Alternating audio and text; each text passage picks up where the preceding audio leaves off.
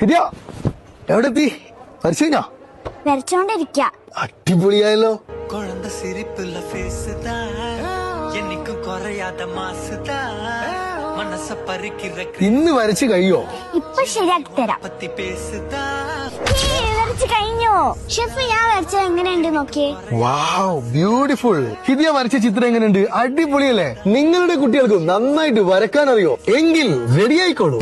August 15 ഇവിടെ drawing competition നടക്കണം. കുട്ടികൾക്കായുള്ള ഡ്രോയിങ് കോമ്പറ്റീഷൻ നമ്മൾ NS റെസ്റ്റോറന്റ് കഫേയിൽ വെച്ച്. നിങ്ങളുടെ കുട്ടികൾക്ക് നന്നായിട്ട് വരക്കാൻ അറിയോ? വരക്കാൻ പഠിക്കുന്നുണ്ടോ? അങ്ങനെയാണെങ്കിൽ ഈ വരുന്ന ഓഗസ്റ്റ് 15-ാം തീയതി ഒരു അടിപൊളി ഡ്രോയിങ് കോമ്പറ്റീഷൻ നടക്കാൻ പോകണം കേട്ടോ. രജിസ്റ്റർ ചെയ്യാ താഴെ കാണുന്ന നമ്പർ ഇപ്പൊ തന്നെ വിളിച്ചോളൂ. കൈ നിറയെ സമ്മാനങ്ങളും ഉണ്ട്.